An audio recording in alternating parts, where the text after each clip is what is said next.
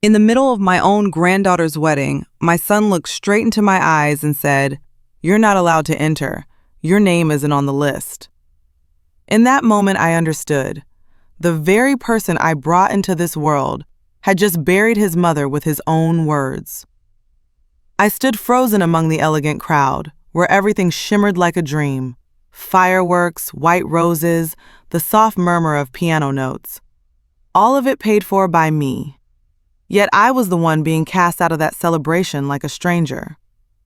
Richard's face was expressionless, and every gaze around me was filled with suspicion, as if I had crashed someone else's happiness.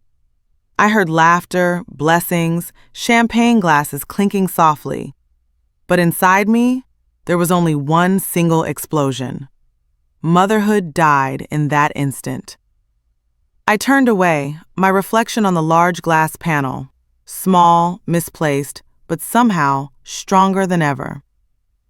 That night, when I stepped into my dark and silent apartment, I did not cry. I made myself a cup of tea, turned on the desk lamp, and laid before me every contract, every property document, every financial asset I had quietly built over decades. And I knew, if they wanted to cut me out of the family, then I would show them exactly what it felt like to have everything taken away. Stay until the end. You'll understand why. When a mother rises, no one can remain standing. I truly believed that day would be beautiful. A peaceful day, when I, as the grandmother, would simply sit in the third row and watch my granddaughter walk into the aisle with a radiant smile. I had chosen a pink silk dress I had saved up to have tailored, the fabric soft like a spring breath, the color making me look a few years younger. I wanted to look beautiful, not for anyone else, but so my granddaughter would feel proud when she saw her grandmother on her big day. But life always finds its own way to extinguish the most delicate hopes. I arrived at the event venue just as the sunset washed the walkway in gold. Decorative lights glimmered like falling stars, white roses lined the path, and the orchestra played a gentle melody. I stood there for a moment, my heart swelling. Most of these things were paid for by me. But I didn't think about that. I only thought about the joy of my family.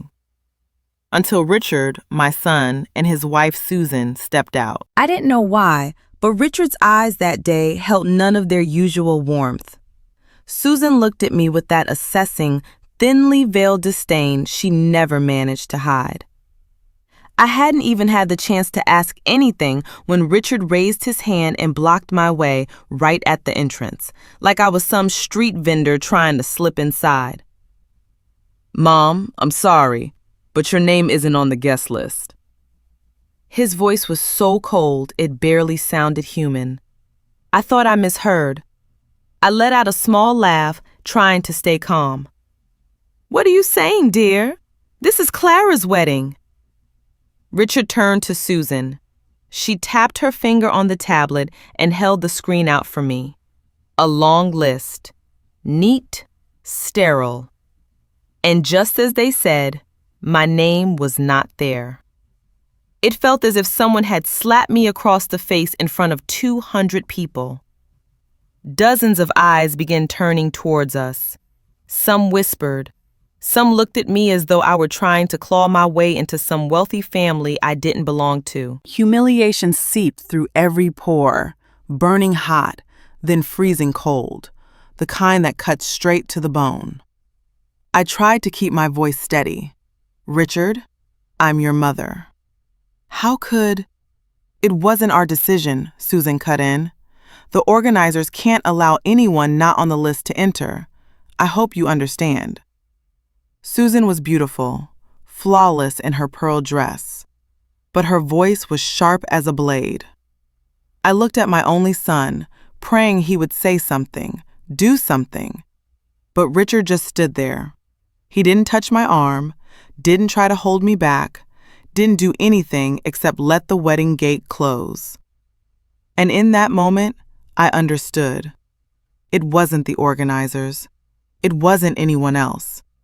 They were the ones who wanted me out of my granddaughter's wedding. The music began to play, the very music I had wired the payment for. each note scraped across my skin like tiny knives. I don't remember how I turned away. I only remember my steps, slow but firm, as if each one was crushing something inside me that had just died. I walked past the elegantly dressed guests, people who didn't know who I was, but still looked at me as if I had done something shameful. The breeze lifted my hair. My pink silk dress fluttered with each step. A beautiful image, stained with humiliation. When the gate closed behind me, I stopped and stared into the glowing space inside. I didn't cry, not a single tear. Only a heavy emptiness spread in my chest, a coldness so profound even I feared it. But within that silence, something strange stirred, a tiny spark, weak but real, a feeling I had forgotten for a long time, power. That day, in front of 200 people, they humiliated me. But what they didn't know was, they had awakened a version of me, one they had never met, and one they were nowhere near strong enough to fight. And that was the beginning of everything. I don't remember how long I drove to return to my small apartment. Everything felt wrapped in a thick layer of fog. Streetlights, engine sounds, people passing by, all of it distant, as if I had been pushed out of the very world I helped build. Only when the elevator doors closed in front of me did I fully feel each beat of my heart, heavy, deep, cracked. The apartment was silent, not a sound. Only the metallic clink of my keys hitting the table echoed like a door slamming shut inside me. I sat down, my shoulders carrying the weight of old age and the humiliation I had just endured. My hands rested on my lap, cold, stiff. I looked down at my pink silk dress, now duller than it had been at dusk, looking more like a wound than a garment. Betrayal from a stranger is easier to swallow than betrayal from your own flesh and blood. But Richard, he didn't just betray me, he trampled every sacrifice I had ever made. I closed my eyes, and memories cut into me like shards of broken glass, sharp, merciless. 6 months ago, Richard and Susan came to see me. Their faces were tense, anxious, pretending to be drowning in financial disaster. They told me about a failed investment, about the risk of losing their house, their jobs, their reputation. "Mom, just help us this once," Richard said, his eyes pleading. And I believed him. I always believed him. I wrote large checks, wired money, paid their debts, only to receive more messages weeks later, more requests, more excuses. They said it was only temporary. But the truth was, I wasn't a mother. I was a walking wallet in their eyes. I leaned back in my chair, staring at the ceiling. A burning sensation rose in my chest, like a smoldering ember fanned by the silence of the room. For the first time in many years, I allowed myself to truly feel pain, humiliation, resentment. But somewhere deep inside, that pain began to transform. It hardened. It sharpened. It became something I had buried far too long. Resolve. I stood up, walked to my desk, and opened an old wooden box. Inside were documents Richard knew nothing about, things I had quietly built over decades. I looked at the numbers, the contracts, the assets. Every signature of mine now looked like a blade freshly sharpened. I whispered to myself, my voice raspy but firm. They think I'm just their source of money. Let's see how they live when that source is cut off. I didn't want revenge through screaming. I didn't want tears or desperate begging. I wanted a revenge that was silent, cold, legal, and absolute. I remembered the moment Richard said my name wasn't on the list. Every word had hit me like a slab of stone. But now, those same stones were forming a new path. A path leading to my freedom, and their downfall. I sat at the desk and picked up my phone. The screen reflected my face, not weak anymore, not trembling, but sharper, calmer, determined. My finger tapped the name of the only person I trusted, someone who understood the law better than anyone, someone who once told me, "Denise, sometimes justice doesn't come from the courts. It comes from the silence of someone who knows they have power." When the phone rang, I took a deep breath. "Martin," I said, my voice so low and cold it startled even me. "I need to see you. Tonight." And as I hung up, I knew. The humiliation at the wedding was not the ending. It was only the beginning. From now on, no one had the right to step on my dignity. Not family, not children, no one. They wanted to cast me out of their lives? Fine. But they would never guess the price they were about to pay. I arrived at Martin's office when the clock was nearing 9 p.m. The building had mostly gone dark, just a few scattered windows glowing faintly. Martin's office was at the end of the hallway, the warm yellow light spilling through the door crack like the only hint of warmth on an otherwise cold floor. I stood there for a few seconds, took a long breath, and knocked lightly. "Come in," Martin's voice called, deep, warm, but worn with the fatigue of yet another late night. I stepped inside. Martin, over 60, hair more silver than black, posture slightly bent but eyes still sharp as blades, looked at me and immediately closed the file he was reviewing. "Denise? At this hour? What happened? Are you all right?" His voice carried real concern. I sat down across from him and placed my leather bag on the table. A second later, the clasp clicked open, and thick stacks of documents slid onto the desk with the weight of a verdict. Martin frowned. "What happened?" I told him every sentence, every detail. From being stopped at the wedding entrance, from the words, "Your name isn't on the list," from Richard's expression, to the humiliation in front of 200 people, drowned under the music I myself had paid for. Martin didn't interrupt once. He gripped his pen so tightly, the tips of his fingers turned white. When I finished, the room sank into a heavy silence. Then he whispered, barely audible, "Denise, you're the one who signed every contract for that wedding." They threw out the owner of the event. That was the moment I saw real shock in his eyes, a rare sight. Martin had seen everything. Ruined families, shattered marriages, blood feuds over money. But my story actually stunned him. "I know," I replied, my voice frighteningly calm, "and I don't intend to let it slide." Martin opened each document, the venue contract, invoices for sound, lighting, flowers, the restaurant deposit, lists of service providers. Everything bore my name. He looked up at me for a long moment. "What do you want to do, Denise?" I leaned back slowly. The desk lamp cast sharp shadows behind me, splitting my reflection into two razor-thin lines on the wall.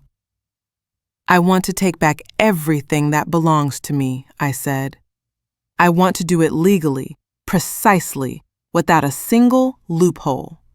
I don't need noise.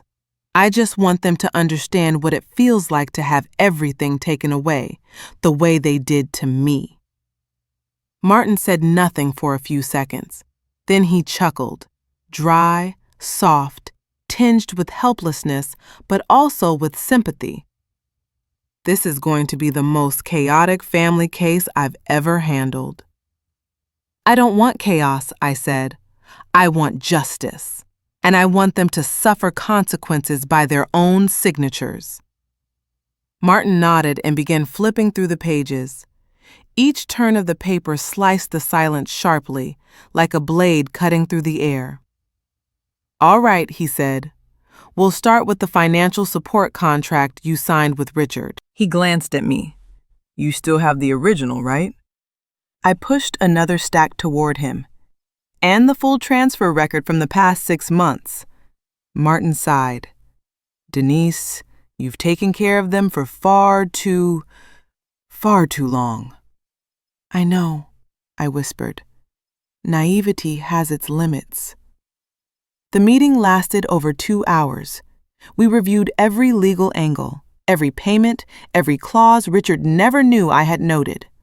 Martin wrote quickly and cleanly, his eyes razor sharp, dissecting every detail. Near midnight, he leaned back and rubbed his temples. I'll be honest, you hold full financial control over them. They have no cards left. If you pull your support, they'll drop straight to the bottom. I looked at him. I don't want them dead. I want them educated. Martin stared at me for a long moment before exhaling deeply. Have you made up your mind? I nodded. I have. Tonight. He stacked the entire dossier neatly and slid it toward me. Denise, you're no longer the humiliated mother. From this moment on, you're the one holding the leverage. I stood, took my bag, and walked to the door. Martin called after me. Are you sure you won't soften? I stopped. A cold night breeze slipped through the hallway, sharp, sobering. I turned back, looked straight at him. Martin, I've been soft for 30 years. That's enough. Then I left the office, carrying a stack of documents and one unwavering resolve. They took from me a family special day.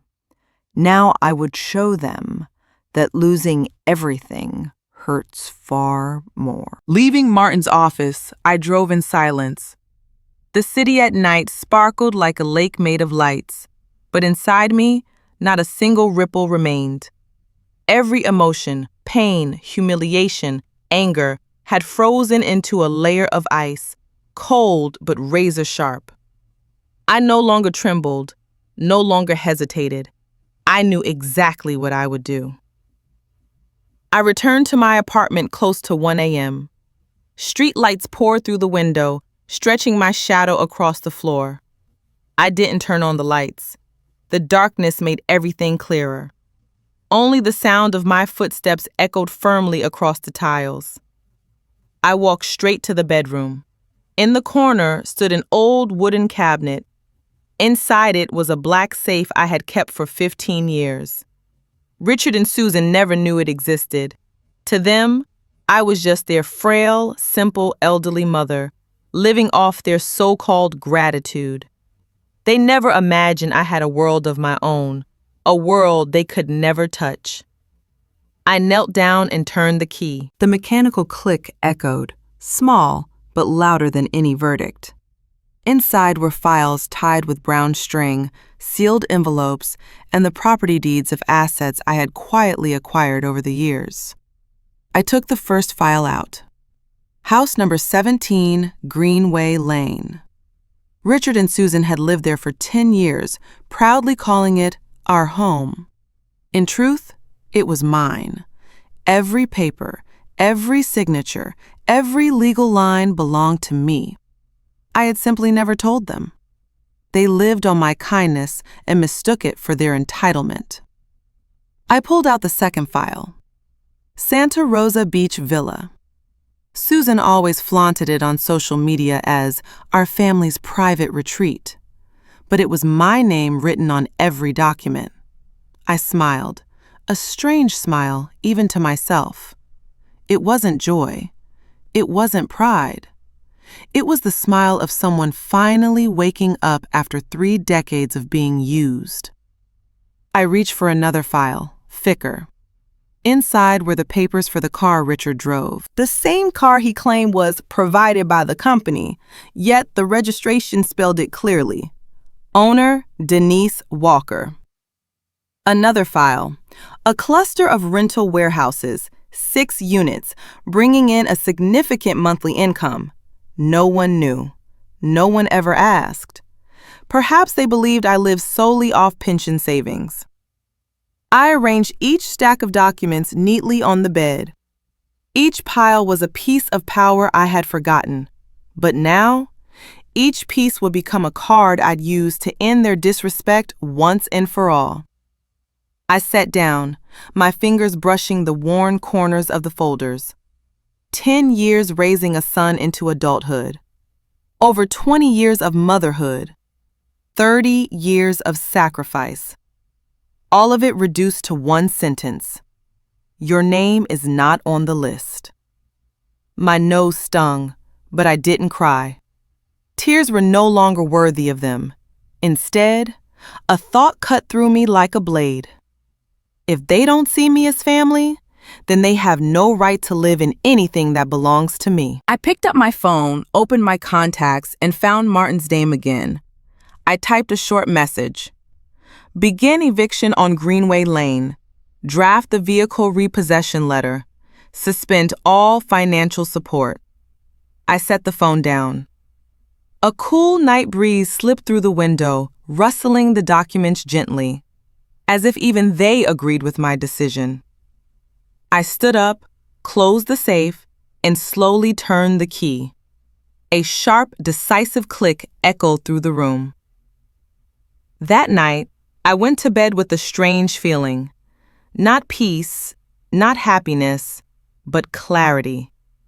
For the first time in my life, I knew I was about to do the right thing. Not to avenge a wedding, but to reclaim everything I had let slip away through years of motherhood. They once thought I was weak. They once saw me as a wallet. But tomorrow morning, they would finally learn who I truly was. The next morning, I woke with a strange feeling, a cold clarity, sharp and steady like sunlight cutting through the window. I no longer felt like the woman pushed away from the wedding the night before. I no longer felt like the weak mother who endured for years. I was Denise, the owner of everything they were using, the woman they thought knew nothing when in truth, I knew everything. And today, I would start taking it all back. I made a cup of hot tea, set it on the table, and opened my laptop. Every movement I made was precise, turning off automatic transfers, canceling the $4,000 monthly financial support for Richard and Susan. Money they always claimed was just temporary help, but was really the fuel for the luxurious lifestyle they believed they deserved. One click. A small ding sounded as the system confirmed. And just like that, the final thread connecting me to my blindness snapped. I leaned back and took a sip of tea. It felt light, unbelievably light. That afternoon, while reviewing the files from the safe, my phone lit up. A message from Richard. "Mom, my card was declined. Is something wrong?" I looked at the screen, calm, not a trace of emotion. A second message arrived less than a minute later. "Mom, we're in Paris. The hotel says the card won't go through. Can you check for us?" Paris. They were in Paris. How ironic. Barely 6 hours after cutting their allowance, their world was already falling apart.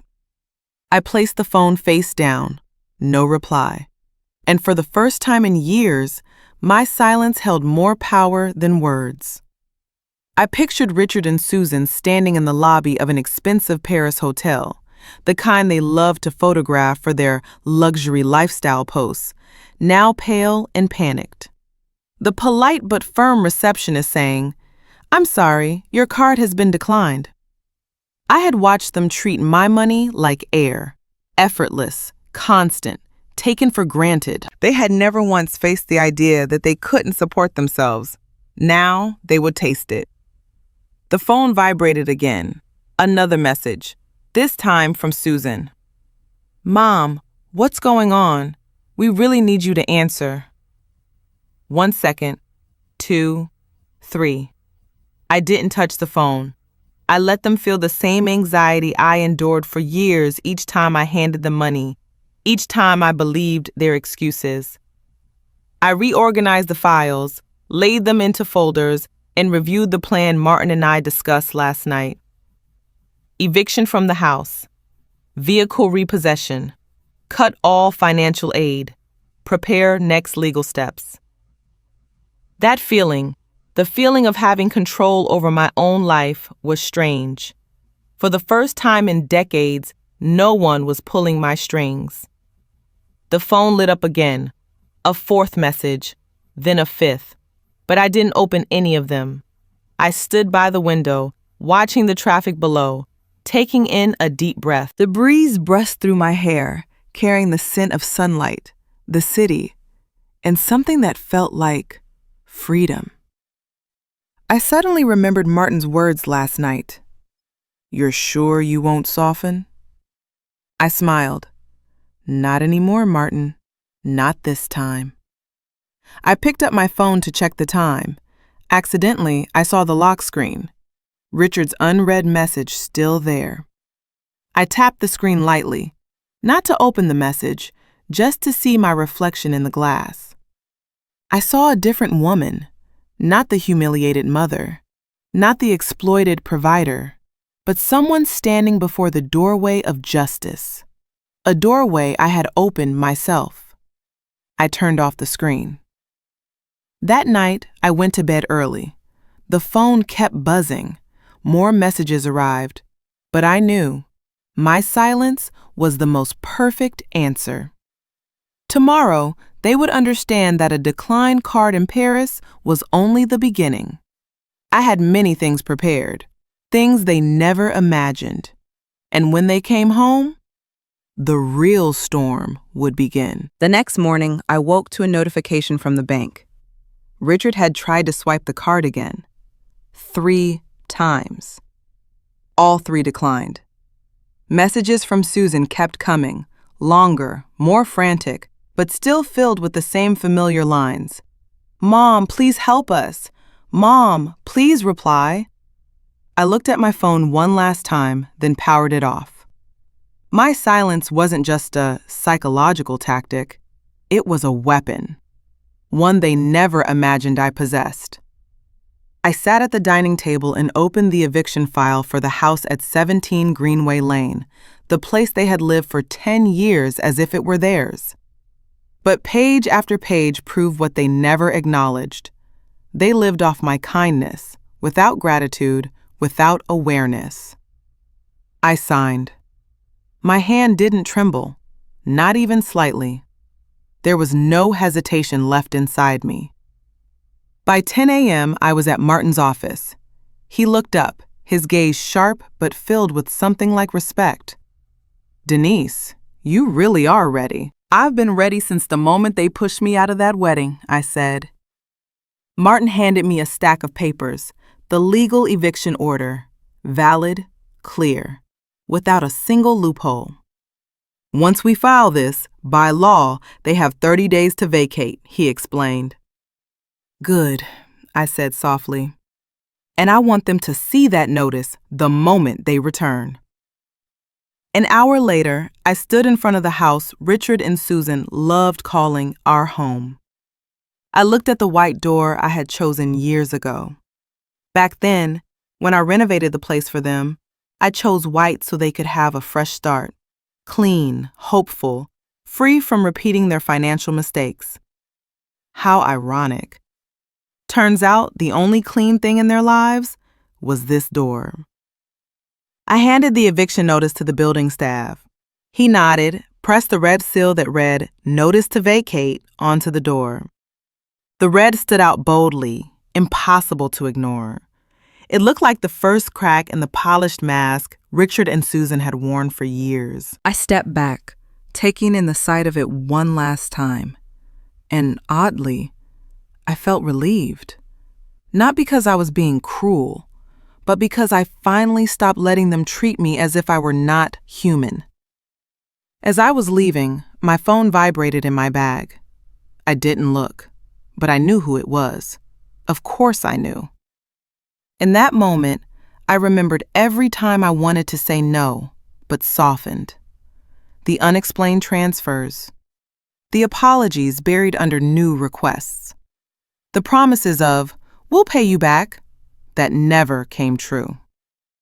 I once thought, I'm the mother. I have to endure. But that endurance turned me into a tool. No more. That afternoon, Susan sent one final message before my phone died from low battery. Richard said he'll call the police if the card keeps getting blocked. What are you doing, Mom? We don't have money for the hotel. Please stop ignoring us. They still didn't understand. Still thought I depended on them. Still assumed I would panic, fear, regret. But no, not this time. That evening, I returned to my apartment. My cup of tea was still faintly warm on the table. The quiet was so complete, I could hear my heartbeat. Steady, calm, like an old clock finally set right after years of being off sync. I opened the window, letting the night breeze drift in. The city below still glowed brightly, but my mind felt clearer than ever. I envisioned their return, tired from Paris, angry over the declined cards, anxious without money, and then seeing that red paper on the door. A paper with my signature. A paper giving them 30 days to leave. No yelling, no accusations, no blame. Just one notice, one seal, and my absolute silence. That was the second strike. Quiet, yet powerful enough to scar them forever. I closed the window, turned off the lights, and let the room sink into stillness. The storm was coming, but this time, I was the one controlling it. After placing the eviction notice on Richard and Susan's door, my mind no longer wavered. There was no guilt left, no fear, no hesitation.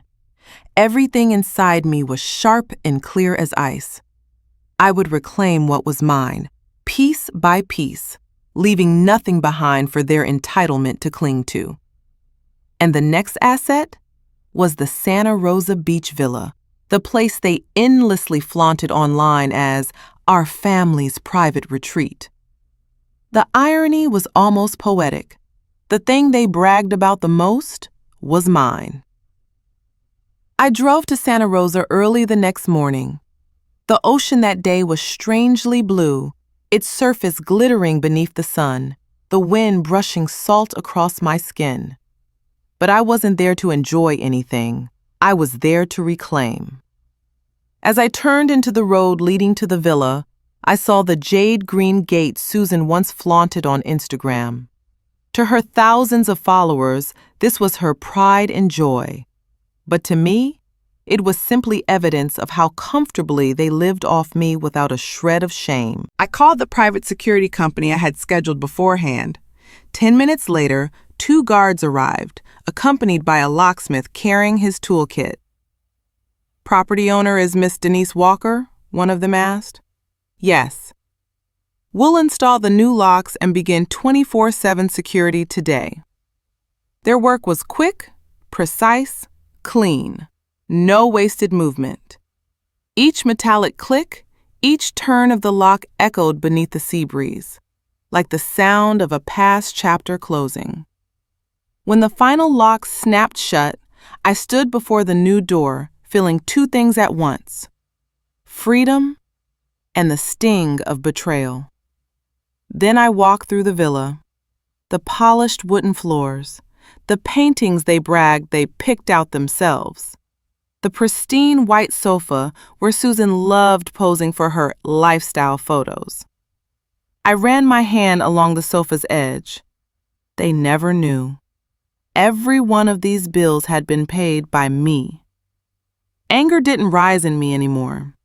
Anger was something they were used to ignoring. Silence, however, silence makes people tremble. Next, the car Richard drove. A sleek black luxury car he always claimed was company issued. I had double-checked the records last night. The legal owner was still me. Richard merely had temporary usage authorization. I sat in the villa's living room, opened my laptop, and wrote a formal letter, short, direct, and sharp. "Richard, I require you to return the car within 72 hours. If not, I will report you for unlawful possession of property." No decorative punctuation, No explanations, no pleading. Just facts and consequences. I signed it and sent it via both email and text. Exactly 3 minutes later, my phone rang. Richard. I let it ring, then declined. 5 seconds later, a message. Mom, what are you doing? That car is what I use for work. Are you out of your... I didn't finish reading. I deleted it. Their insults had never been worth more than my silence. That afternoon, as I prepared to leave the villa, one of the guards approached me. If anyone other than you tries to enter, we notify you immediately, correct? Correct, I said, including them. The guard nodded without a single question. I looked at the villa one last time. The sea breeze swept through my hair, carrying the scent of salt and freedom. The ocean hadn't changed, but I had. I once built all of this so my family could have a place to gather. But family is not what they gave me in return. They chose money. They chose selfishness. They chose to cast me out. So I chose to cast them out of what was never theirs. When I returned home, Martin had sent a message. The vehicle repossession order is valid. If he doesn't return it in 72 hours, I'll handle it. I sat down and closed my eyes. Something inside me was shifting, a breaking apart, yet beautiful. A pain, yet necessary. Like removing shackles you've worn so long you forgot they were there. That night, Richard sent 8 more messages. Susan sent 5, all filled with fury, panic, and desperation. I answered none of them. I simply watched the screen fade to black and thought, this is only the 3rd strike. 3 days after I sent the letter demanding the return of the car, a notification appeared in my inbox. Flight from Paris has landed. I sat by the window looking at the pale gray morning sky. There was something incredibly calm inside me. Not satisfaction, not delight, just a quiet sense that fate was simply balancing itself. Richard and Susan had returned just in time to watch their world change colors. Around noon, Martin called me, his voice laced with restrained amusement. Denise, you need to hear this. I'm listening. They just got back to their apartment. Chaos has begun. A brief silence slipped between us, the kind that signals a storm has touched shore. Let me tell you, Martin continued. As soon as they arrived at the airport, Richard swiped his credit card to book their usual VIP car service. Declined. He tried the secondary card. Declined. Susan went pale. She stood among the long line of passengers, her voice shaking with anger and embarrassment. Richard fumbled, trying to cover the card with his hand so no one else would see the word declined on the screen. In the end, they had to take a regular taxi, the kind Susan normally wouldn't bother glancing at. But that wasn't all. When the taxi pulled up at the gates of the luxury apartment complex they'd lived in for 10 years, Richard walked up to the doorman's booth and reached for the car keys, out of habit. But when he pressed the button to open the automatic gate, the car didn't respond. He pressed again. Nothing. He approached the doorman. Is the gate broken? Richard asked. The doorman looked at him with a coldness that was almost unbelievable. The gate isn't broken, Mr. Richard. That car is no longer authorized in the system. The owner has revoked usage rights. The owner? That car was issued by my company, Richard snapped. The doorman turned the screen toward them. Owner, Denise Walker. In a single heartbeat, Susan's face went the color of drying cement. Richard froze, mouth open but unable to form a full sentence. And furthermore, the doorman added, Mrs. Denise left a notice requiring the car to be returned within 72 hours. We're standing right here. How? Richard stammered. I mean, return to the location specified by Mrs. Denise. You are no longer permitted to park it in this garage. Each word dropped like a stone. Martin continued, his voice trembling slightly, as if he were trying not to laugh. And guess what they did next? They had to call another taxi, and since the cards still didn't work, they had to pay in cash. I sat still, looking at the cup of tea before me.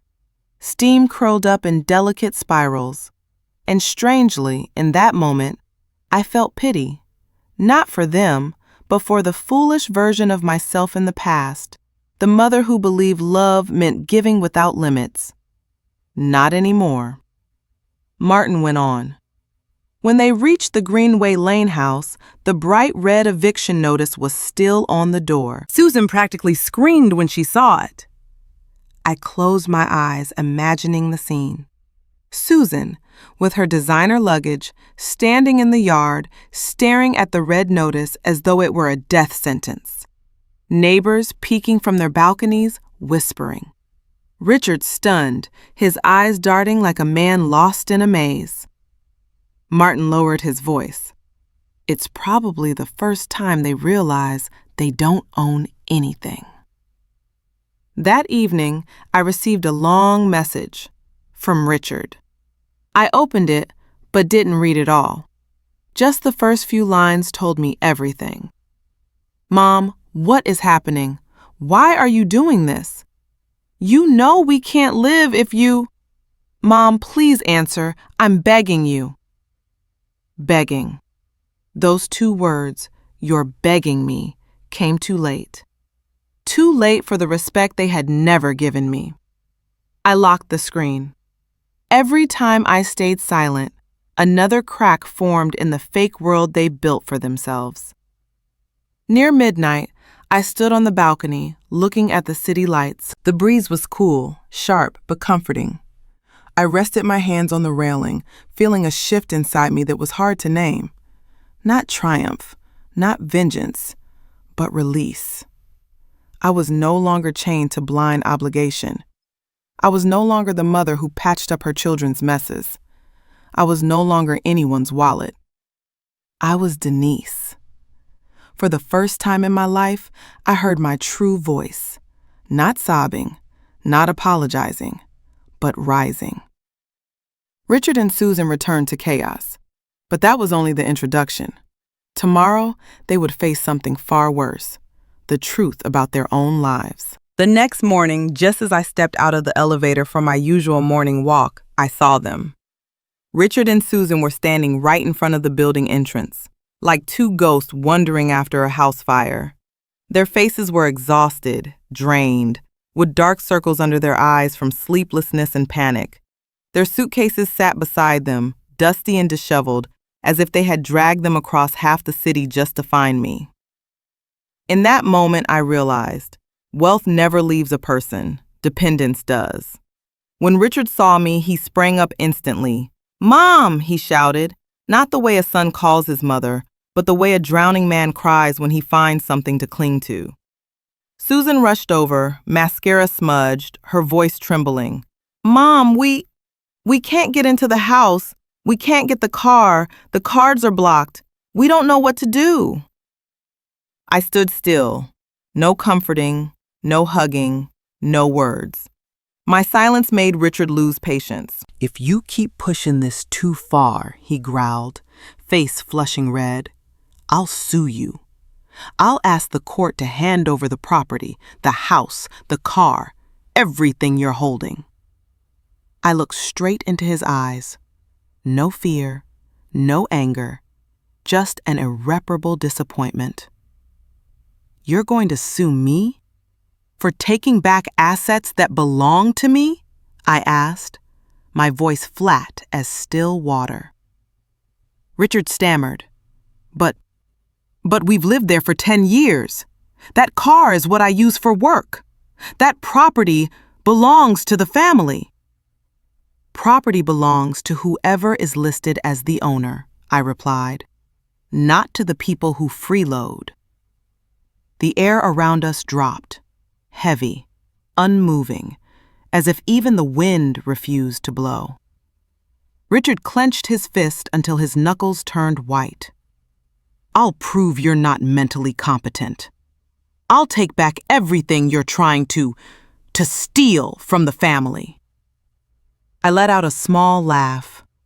A laugh I should have had years ago, when they first treated me like a wallet. Well then, I said, opening my handbag to take out my phone, let me show you something. I opened my banking app and held the glowing screen up for them to see. The numbers were undeniable. Account balance, rental warehouse listings, monthly income, investment returns. Susan's mouth fell open. Richard stared, unblinking. You have this much money? He whispered. Not just money, I said. I have a brain. I pulled out the second document I had prepared, a psychological competency certificate from the hospital, showing perfect clarity, no cognitive decline, no impairment. I placed it in Richard's hand. You said I'm not competent? Prove it. His hand shook so badly the paper trembled. And I wasn't finished. I pulled out another file. These are, I paused deliberately, the documents for my 6 rental warehouses. I earn hundreds of thousands every month. Did you know that? Richard froze. Susan stepped back, covering her mouth as if she might collapse. I ended with the sentence I'd kept buried for too long. You never knew who I was. And nothing in the world was truer than that. Richard stopped yelling. He looked at me as if I were a stranger.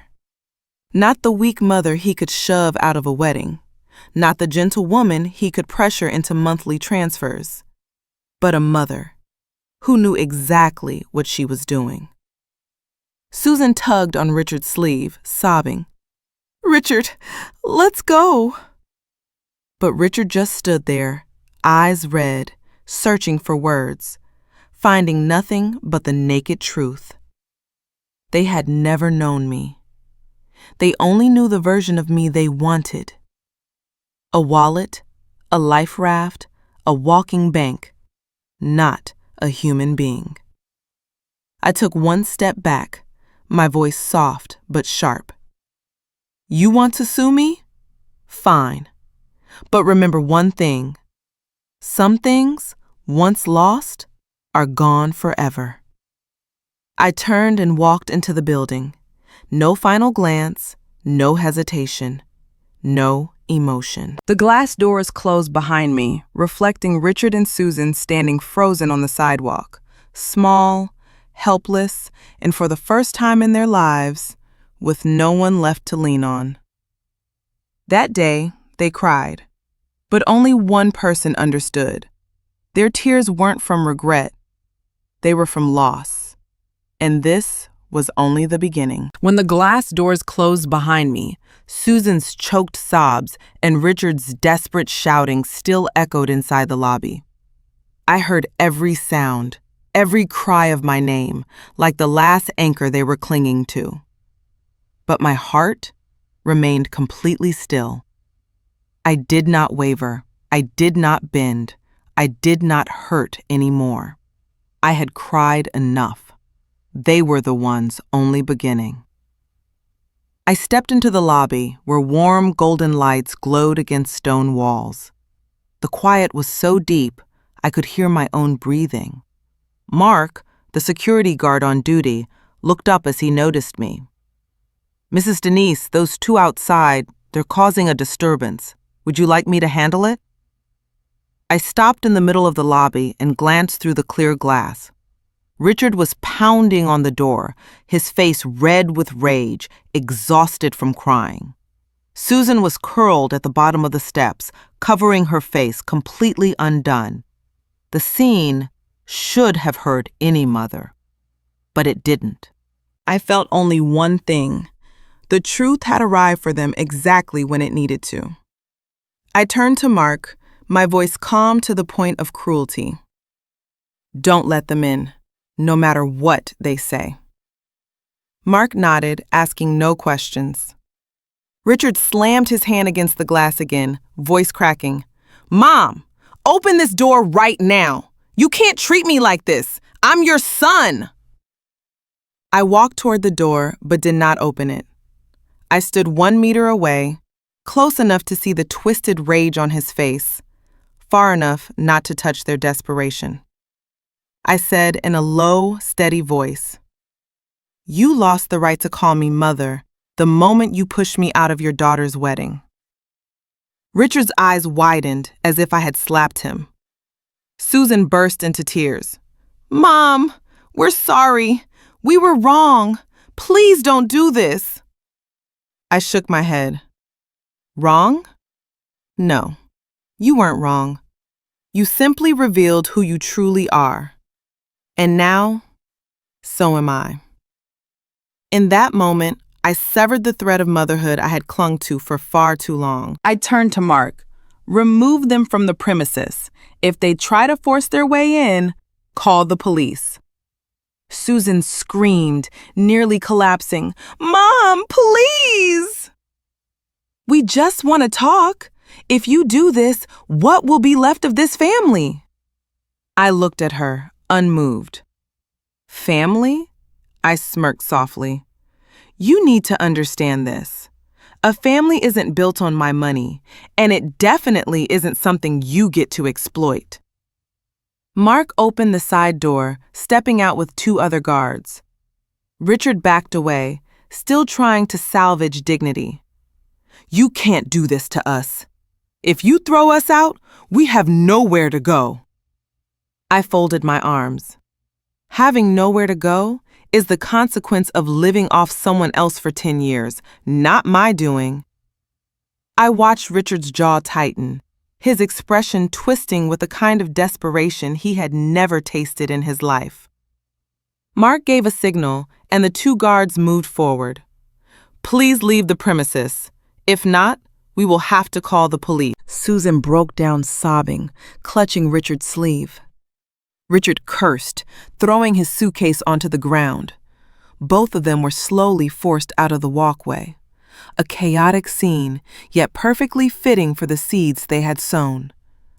I stood there watching as an observer, not intervening, not pitying.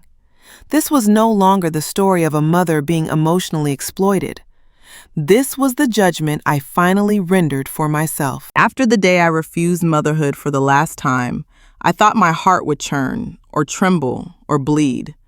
But it didn't. A strange quiet settled over me, like stepping out of a suffocating room after years of trapped air.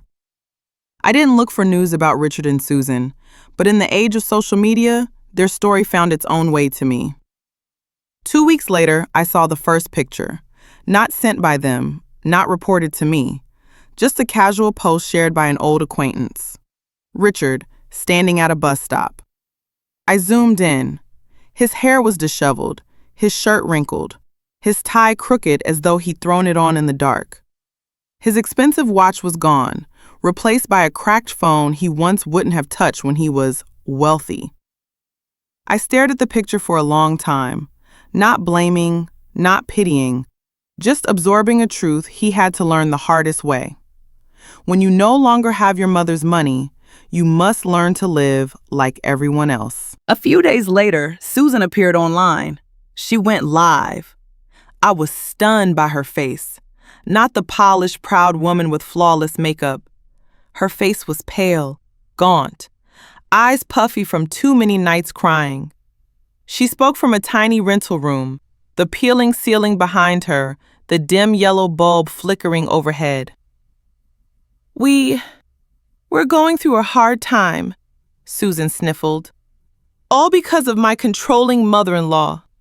She took everything from us." But what surprised me wasn't her words. It was the comments. Wasn't the house and car under Denise's name? Your husband got kicked out of a wedding for a reason. Crying on live stream won't fool us. We know how fake you are. Your mother-in-law seems more sane than you think. Stop blaming her. Susan tried wiping her tears, tried looking fragile, tried playing the victim.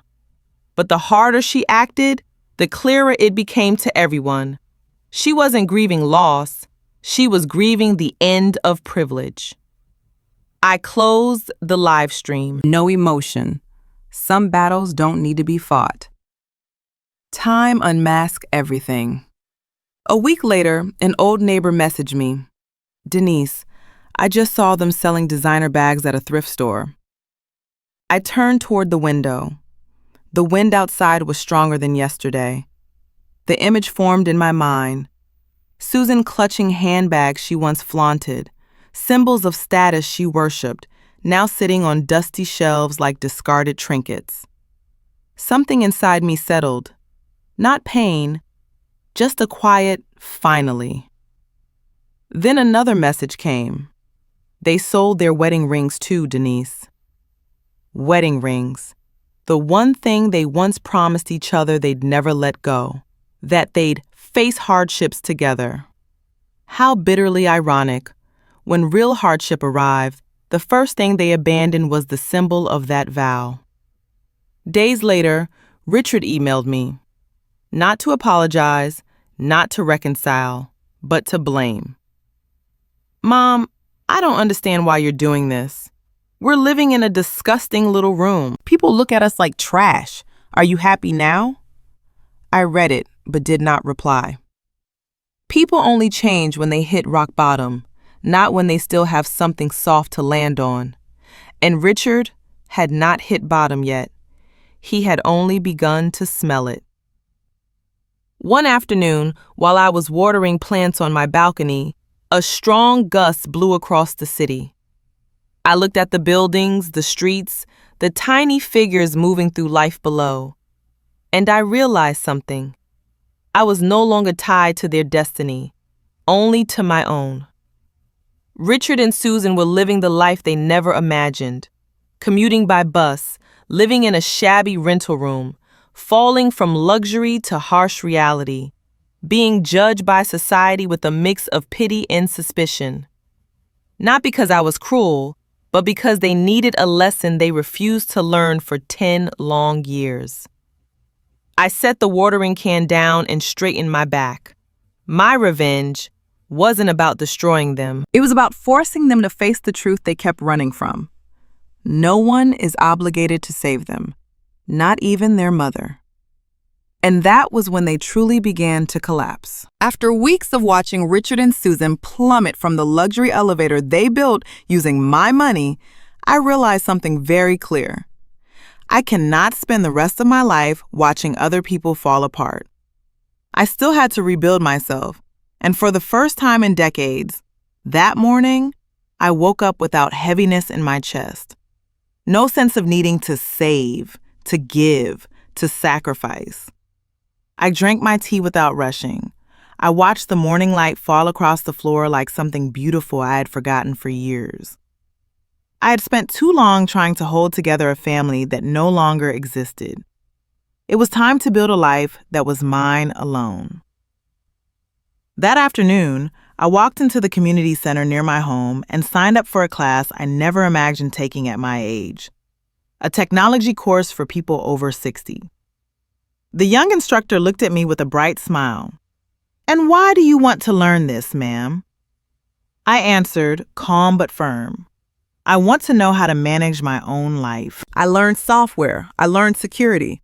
I learned how to read investment reports, how to analyze risk. Each new piece of knowledge felt like unlocking a chain I had worn for years, chains forged from emotional dependence on my child.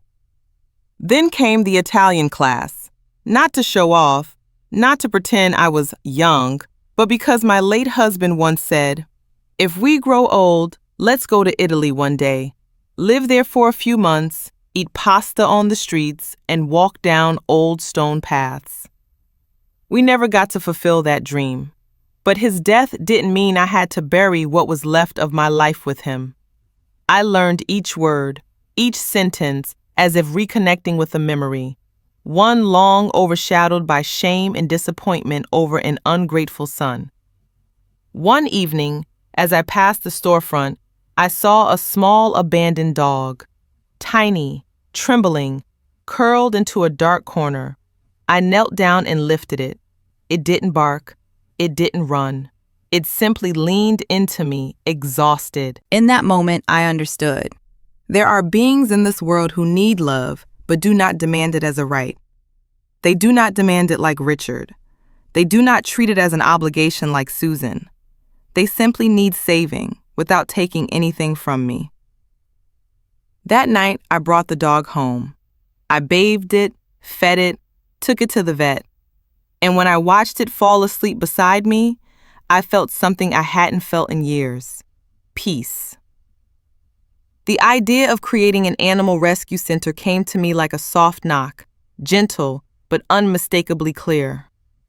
It was something my husband and I once dreamed of but never had time to do. Now I had time. I had money. I had power. And most importantly, I had freedom. I bought a small piece of land on the outskirts, hired a young architect, hired a construction team to build enclosures, a medical area, a play yard, a rehabilitation zone for abandoned animals. Each day I visited the site, I felt a layer of old age fall away. Not because I was younger, but because I was finally alive. When the center was completed, I hung a sign: The Walker Sanctuary, where souls are saved. At the opening ceremony, someone asked, "Where did you find the courage to start over at this age?" I looked out at the yard, dogs running in the sun, kittens being held by volunteers. Then I answered, from pain, from betrayal, from realizing I spent half my life sacrificing for people who never valued me. The other half must be devoted to things that deserve it. They fell silent, and my heart felt light as a bird. With each passing day, I felt myself changing. I laughed more. I slept deeper. I lived more honestly than I had in 30 years. I practiced yoga in the mornings, walked along the beach in the afternoons, joined a book club on weekends, cooked simple, delicious meals for myself. My life no longer revolved around money demands, Richard's scowls, or Susan's sighs. I began choosing myself, and strangely, life began choosing me back. One day, I stood before the mirror in the golden sunlight streaming through my window, and I realized my face looked less tired, my eyes brighter, my shoulders straighter, my posture confident. No trace remained of the overly accommodating mother. No trace of the woman who apologized for everything. No trace of the woman manipulated financially and emotionally by her own child. I looked at myself and smiled softly. Welcome back, Denise. For the first time in my life, I was the fullest version of myself. After my rescue center began operating, each passing day carried a gentle kind of light I hadn't felt in a very long time. I almost forgot the sensation of betrayal, of being dismissed. Like the sea after a storm, the surface slowly smoothing out. But life has its way. Just when you think everything is peaceful, a knock arrives to remind you that fate always saves another chapter for you. That afternoon, while I was feeding the puppies, my phone rang. The receptionist from the building said, "Mrs. Denise, there's a young woman named Clara asking to see you. She says she's your granddaughter." I froze for a few seconds. Clara, the granddaughter I once sewed a wedding dress for. The child who clung to me throughout her childhood. The same child who stayed silent when her parents pushed me out of her wedding. Something inside me twitched. A scar I thought had healed, brushed by an unexpected breeze. I took a long breath. Let her up. When the door opened, Clara stood there, no longer the radiant bride in the white gown from years ago. Before me was a young woman who had visibly thinned, eyes sunken, hair slightly tangled, wearing an old coat. Her hands trembled as she gripped a small suitcase, probably everything she had left. "Grandma," her voice cracked, strangled. Can I come in?" I looked away for a second, not out of hatred, but because I feared if I looked too long, I would soften. Then I nodded. Come in, Clara. She stepped inside, placed her suitcase down, and stood still as if afraid she might break something. I watched her silently, waiting. After a long moment, Clara burst into tears. Raw, suffocated sobs, the kind people hold in for months. "Grandma, I'm sorry." I let her cry. Crying is how people wash out the words they can't yet speak. Finally, she wiped her tears and looked at me. I got divorced. My ex-husband, he used my money, got into debt, dragged me down with him. I lost everything, even my friends. They all left me. Her voice shook, each sentence slicing through her like a blade. I have no home, no one to turn to. I only have you. I studied her for a long time. No blame, no asking why she hadn't defended me that day at the wedding. No need to revisit the past. Time had done that on its own. "What do you want from me?" I asked softly, but not leniently. Clara lowered her head. "I just want a place to stay. No money, nothing else. I want to rebuild myself."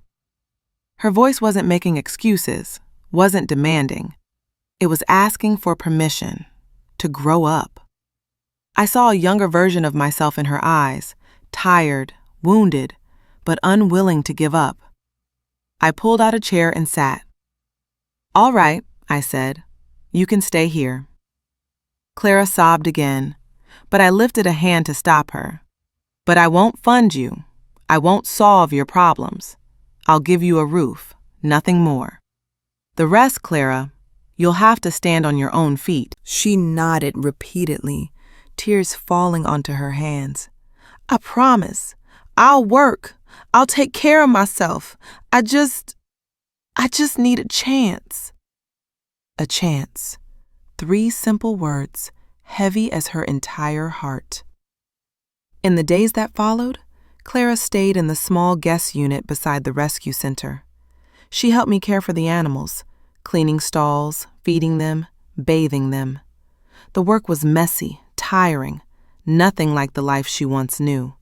But she didn't complain, didn't say she was tired, didn't give up.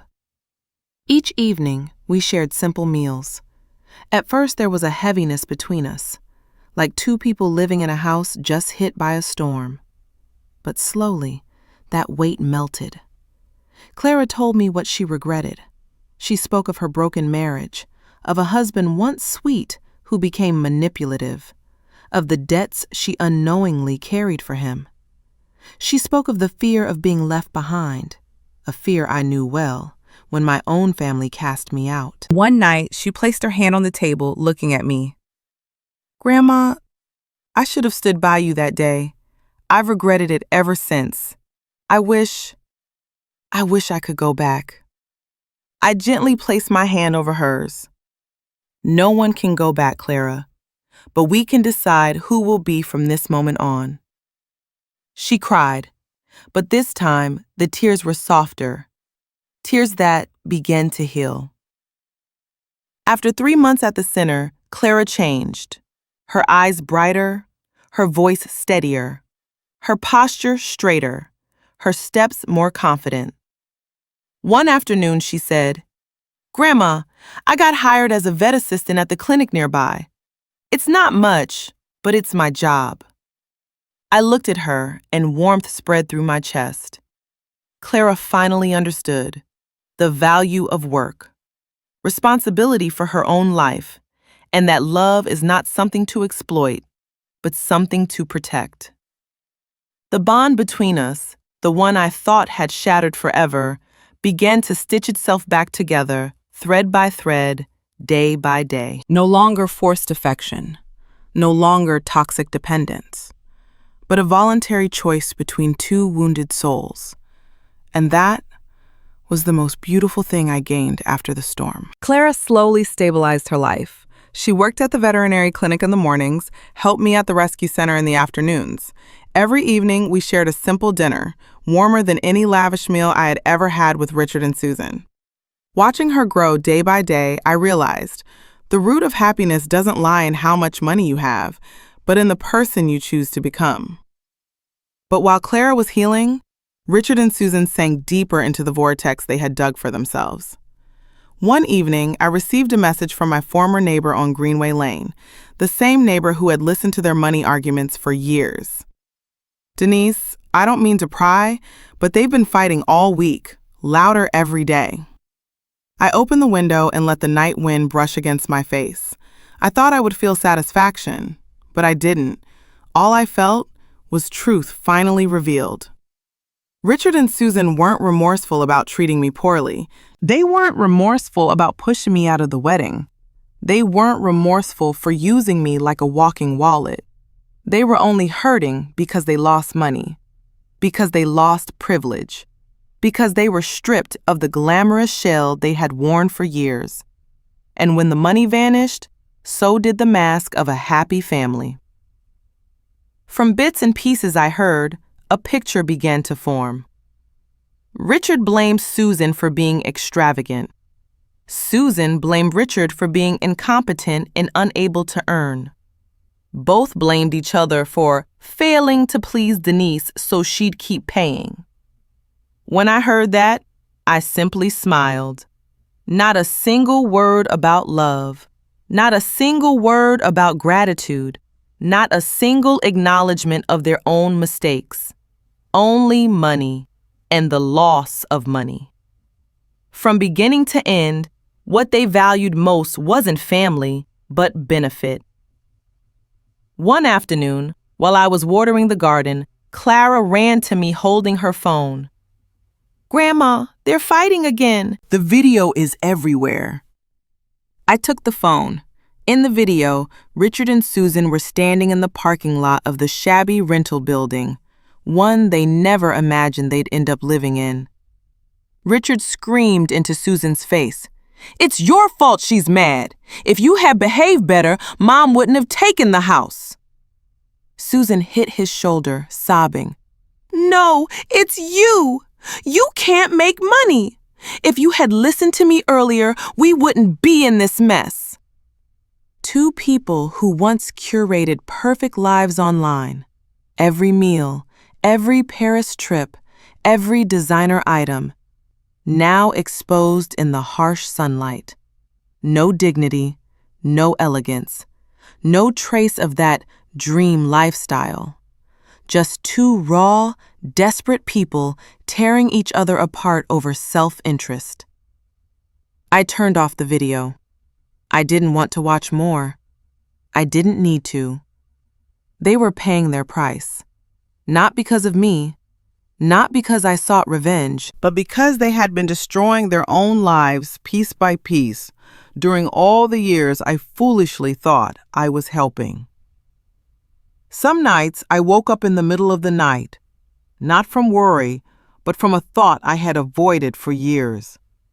I raised a child who never learned how to love. A child who treated affection as a tool. A child who never truly saw me as a mother. And that truth, though painful, brought clarity. It wasn't that I destroyed his life. It wasn't that I plotted to make him lose everything. It wasn't that I punished him. I simply stopped. I simply pulled my hands away from the chaos they themselves created. I simply let them live their real life, a life without my support holding them up. And when I stopped, their world collapsed like a sandcastle meeting the tide. They lost everything, not because I was cruel, but because they never knew how to keep anything. Not money, not dignity, not family, not love. Not even the one who gave them life. One evening, Clara sat beside me on the rescue center steps. The sunset glowed behind us, bathing the yard in soft orange light. "Grandma," she whispered, "do you regret it?" I watched the dogs running freely across the field, then answered, "Yes, I regret sacrificing too much for the wrong people." Clara was silent for a moment. Then she rested her head on my shoulder, her voice trembling. "Grandma, you still have me." I took her hand and squeezed gently, and for the first time in many months, warmth returned to my chest. Not because I was loved, but because I finally understood the final lesson. Some people you must let go to save yourself. Some will return only after they've been hurt enough to understand the value of real love. And in this story, the one who lost everything wasn't me. It was the people who never cherished what they had. One late weekend afternoon, as sunlight spilled into my dressing room, I opened the wooden wardrobe I rarely touched. In the corner, carefully hung inside a white fabric pouch, was the pink silk dress I wore on Clara's wedding day. The day I was turned away from the ceremony gate in front of 200 people. I slowly unzipped the pouch and took the dress out. It felt light against my hands, like touching a memory, one both beautiful and searing. I traced my fingers along the hem. The fabric was still soft as breath, still held that gentle shade of pink I had chosen, hoping it would make me look younger, brighter, so my granddaughter could be proud to see her grandmother. But that day, the dress became the symbol of the greatest humiliation of my life. Judging eyes, whispering mockery, those cruel words, "Your name is not on the list." I walked away from that wedding like a discarded shadow from my own world. I once thought about throwing the dress away, thought keeping it will only keep the pain alive. But today, after everything, after the collapse, after watching Richard and Susan drag each other to ruin, after watching Clara rise again on her own feet, the dress held a different meaning. I stood there, holding the pink dress against my chest, and I smiled. Not the forced smile of someone desperate not to be abandoned, but the smile of a woman who has finally found her own worth. I slipped the dress on, not to relive the pain, but to look it straight in the eye. The silk brushed my skin, cool yet comforting. Sunlight poured through the window, glowing against the fabric until the soft pink looked brighter, more alive. I looked at myself in the mirror. No longer the trembling woman from that night. No longer the mother begging for affection. No longer the figure pushed out of her own child's life. In the mirror now was the new Denise, strong, independent, dignified, and free. After all these years, I realized the moment I was expelled from the wedding was not the ending. It was the doorway to the life I was meant to live. I was no longer bound by others' expectations, no longer living to please anyone, no longer exploited by people who hid behind the word family. I rebuilt myself from the ground up. I learned again, from computers to foreign languages. I invested, managed assets, expanded my income. I built the rescue center, the unfinished dream of my husband and me. I opened my heart to small creatures who loved without conditions. And I mended the part of my family that deserved love, Clara. I didn't exact revenge to destroy anyone. I simply ended their power to destroy me. That evening, Clara walked into the room and saw me wearing the pink dress. "You put it on again?" she asked softly. I turned around and smiled with complete peace. Yes, I think sometimes we have to face what hurt us to know we've moved past it. Clara walked over and wrapped her arms around me from behind. "Grandma, I'm so proud of you." I squeezed her hands gently. "And I'm proud that you found your way back the right way." We stood side by side, the golden sunset washing the room as if declaring that the darkest nights were over and dawn was waiting. When night fell, I hung the pink dress on a rack, no longer hidden in the back of a dark closet. I wanted it to stand there as a witness. I looked at it one last time and whispered, "Thank you, pink dress, for leading me away from what I no longer deserved." Then I turned toward the open window, gazing at the star-strewn night sky. If someone were to ask me, how could a mother dare rise against her own child, I would answer, because it took me too many years to understand. If you don't protect yourself, you become the victim of the ones you love most. And finally, I want to ask you, the one listening to this story, if one day you stand at the threshold of humiliation, hurt, and betrayal, will you have the courage to say enough and reclaim your own life? Remember, no one has the right to decide your worth except you. My story did not begin when I gave birth, nor did it end when they betrayed me. My story began the moment I learned to love myself first.